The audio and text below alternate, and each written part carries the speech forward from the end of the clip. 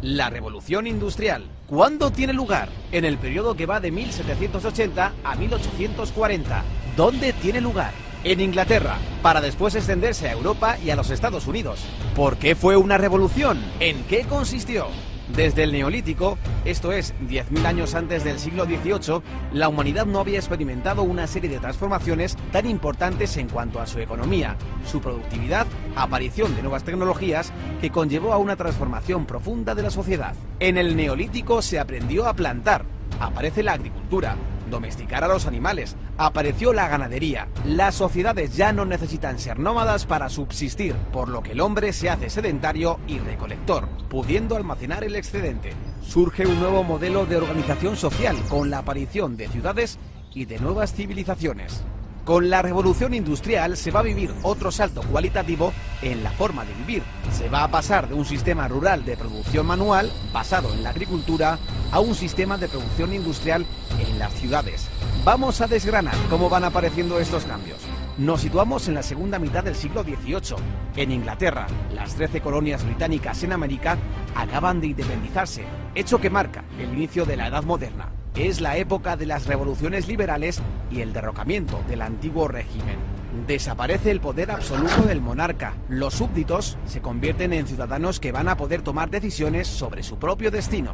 Desaparece la brecha social entre los privilegiados y el pueblo llano, con el surgimiento de una nueva clase social, la burguesía, una clase revolucionaria enfrentada a los estamentos de los privilegiados. ¿Por qué la revolución industrial comienza en Inglaterra? En Inglaterra se había instaurado 100 años antes el sistema parlamentario, definido ideológicamente por el liberalismo de John Locke, basado en la división de poderes, la economía de mercado y la libertad individual. Este modelo fue copiado después por Estados Unidos, Francia, España y es el modelo que se usa hoy en día en casi todos los países democráticos. Este sistema presta un nivel de seguridad jurídica que proporcionaba suficientes garantías para el empresario privado. Ello sumado a una mentalidad protestante más abierta que en otros países del sur de Europa, un periodo de paz dentro de Gran Bretaña, un buen sistema bancario, cierto equilibrio monetario y la ausencia de inflación hacen que se den las condiciones para que aparezca el capitalismo. Y con ello, la revolución de la industria. Inglaterra también tenía una posición geoestratégica privilegiada, poseía una gran flota naval que dominaba los mares, controlaba, entre otros, los territorios del subcontinente indio, fuente importante de materias primas para su industria, como el algodón que alimentaba la industria textil. El proletariado. Con el nacimiento de la burguesía nace también el proletariado, los trabajadores o clase obrera que carece de propiedades y medios de producción, por lo que para subsistir se ve obligada a arrendar sus fuerzas de trabajo a la burguesía propietaria de los medios de producción. Las condiciones laborales de los trabajadores eran todavía muy precarias, con largas jornadas de trabajo y malas condiciones sanitarias. Pese a esto, supusieron un gran avance respecto a épocas anteriores. Hubo un éxodo del campo a las ciudades. Las grandes ciudades mejoraron su alcantarillado y mejoraron las condiciones de salubridad. Se redujeron las epidemias y Edward Jenner descubrió la primera vacuna contra la viruela. Se redujo la mortalidad infantil. La consecuencia fue una gran explosión demográfica. En un siglo se triplicó la población del país. Aumentó la esperanza de vida de los 35 a los 50. El capitalismo trajo progreso y el salario medio en Inglaterra se duplicó. Los precios bajaron y mejoró sustancialmente la calidad de vida. Aunque el nivel de vida mejoró en el cómputo general, los grandes beneficiarios fueron los burgueses, que pasan de ser una clase social revolucionaria a una clase acomodada. La burguesía, cuya situación de privilegio social se basa fundamentalmente en la fortuna, desplaza definitivamente a la aristocracia terrateniente, cuyos privilegios estaban en su origen o en sus vínculos de sangre.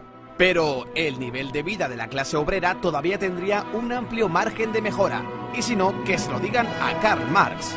¿Cuál fue el principal avance tecnológico de la revolución industrial? La máquina de vapor fue un invento que perfeccionó el ingeniero escocés James Watt.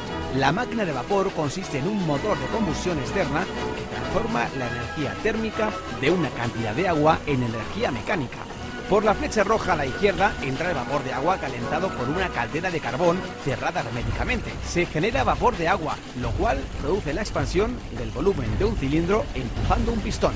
Mediante un mecanismo de biela a manivela, el movimiento lineal alternativo del pistón del cilindro se transforma en un movimiento de rotación que acciona una rueda, ¿Qué aplicaciones tuvo la máquina de vapor?